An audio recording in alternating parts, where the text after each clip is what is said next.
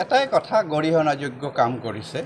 কাৰণ ধুবুৰীত এনেকুৱা হোৱা নাছিল সাংবাদিকৰ ওপৰত কোনো নিৰ্যাতন বা কোনো আক্ৰমণ আমি তেনেকুৱা দেখা নাছিলোঁ কিছুদিন আগত হৈছিল আমাৰ তাপসৰ মূৰ ফাটাই দিছিল এইবোৰ কাম এতিয়া চাওঁ মানে হৈয়ে আছে কোনোবা পইচা ইনকাম কৰিব ২ নম্বৰী কৰি তাৰ প্ৰতিবাদ কৰিবলৈ গ'লে সাংবাদিকে যদি সেইটো বাৰ্তা দিয়ে তাৰ ওপৰত এটাক হ'ব এইটো বেয়া কথা হৈছে এইটো সম্পূৰ্ণ গৰিহণাযোগ্য ভৱিষ্যতে যাতে এনেকুৱা সাংবাদিকৰ ওপৰত কোনো ধৰণৰ আক্ৰমণ সংঘটিত নকৰে কোনো ব্যক্তি কোনো অনুষ্ঠান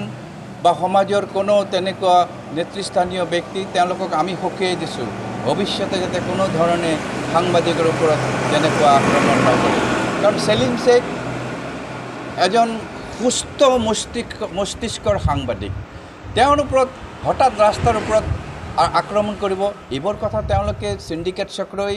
মুৰ্গীৰ সিন্ডিকেট চক্ৰই আহি আলোচনা কৰিব পাৰে তেওঁলোকৰ অফিচ আছে এটা অফিচত বহি আলোচনা কৰিব পাৰে আলোচনাৰ মৰ্মে তেওঁলোকে কিবা এটা সিদ্ধান্তত আহিব পাৰে কিন্তু তাকেই নকৰি কোনো আলোচনা নকৰাকৈ ব্যক্তি বিশেষক আক্ৰমণ কৰিব সেইটো আমি কোনো প্ৰকাৰে সহ্য নকৰোঁ ভৱিষ্যতে এনেকুৱা যাতে কৰা নহয় কাৰণ মই সেলিম শেখৰ লগত বহু সময় বহু কথাতে মই একমত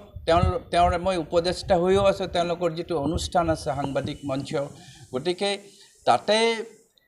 আমি আলোচনাও কৰিছোঁ ভৱিষ্যতে যাতে এনেকুৱা নহয় হ'লে কিন্তু আৰু আমি দেখিছোঁ এতিয়ালৈকে পুলিচ প্ৰশাসন একো কাম কৰা নাই জিলা প্ৰশাসন একো ধৰা নাই কালপ্ৰিটে মাৰপিট কৰি যাব তাৰপিছতো কালপ্ৰিট হাৰি থাকিব এইটো খুব মানে দুৰ্ভাগ্যজনক হৈছে গতিকে মই আৰক্ষী প্ৰশাসনক অনুৰোধ কৰিম যিহেতু ইতিমধ্যে